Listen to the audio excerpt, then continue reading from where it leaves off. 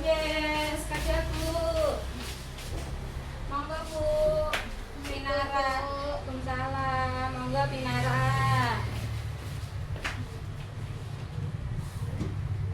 Nggih, ngenceng ya Bu. Dengan Ibu siapa niki? Ibu Ha. Nggih. Umurnya pinten Bu saniki? 37 Bu. Oh, 37. Ada yang bisa saya bantu?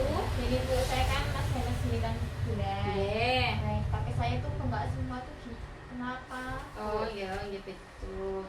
Sebelumnya perkenalkan dulu ya Bu, saya bidan-bidan kerja di BPN ini.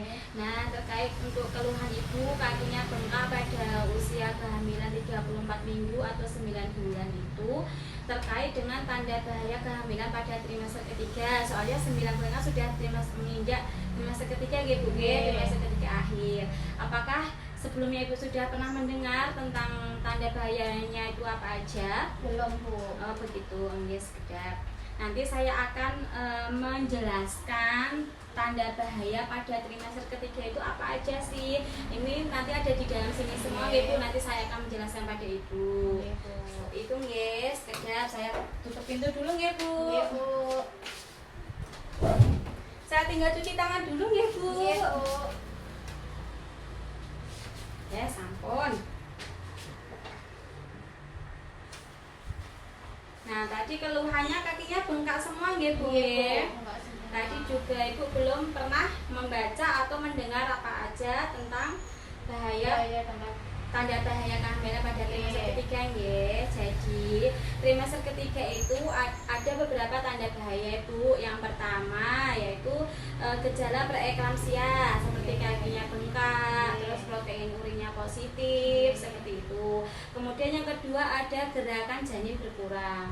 Kalau semakin tambah bulan kehamilan itu biasanya kan gerakan bayi kan semakin terasa kan Bu, nendangnya, apa-apanya seperti itu. Terus yang ketiga ada perdarahan pervaginam. Jadi perdarahan itu tanpa disebabkan oleh apapun, tiba-tiba kok ibu tuh keluar darah dari jalan lahir seperti itu nggih.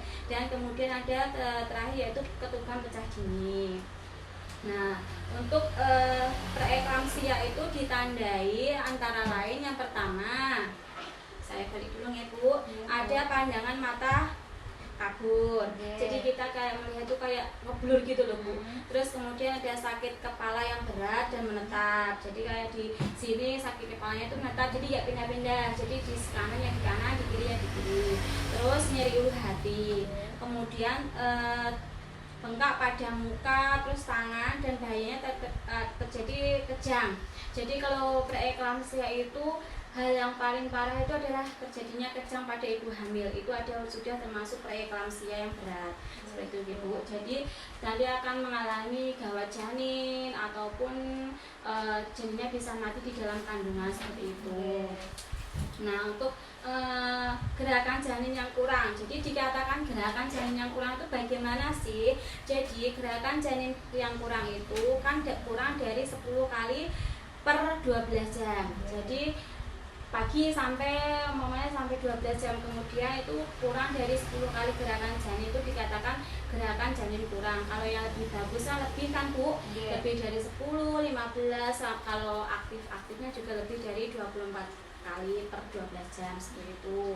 Nah, itu juga bisa ditandai dengan membahayakan bayi juga, dapat bayinya janinnya mati atau gawat janin dan lain sebagainya seperti itu. Nah, untuk perdarahan pervaginam sendiri berupa flek. Jadi kayak kita ngeflek pas hari pertama menstruasi itu.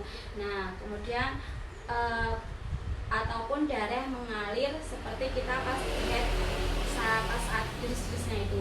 Jadi darah yang keluar dari vagina, mau flek maupun deras itu termasuk tanda bahaya kehamilan pada trimester ketiga. Sebenarnya kan orang hamil itu kan nggak boleh keluar flek sedikit pun yang boleh. Jadi kalau keluar flek itu maupun dari trimester pertama, kedua, ketiga itu sudah termasuk tanda bahaya. Seperti itu ya Bu. Nah itu kalau flagnya. Kalau ngeplak kan bisa bed rest total. Tapi kalau yang ditakutkan lagi darahnya keluar banyak, terus disertai dengan nyeri perut, itu sangat bahaya. Itu karena tanda-tanda dari pasien itu sudah shock hipovolemik ataupun banyak kehilangan darah. Seperti itu.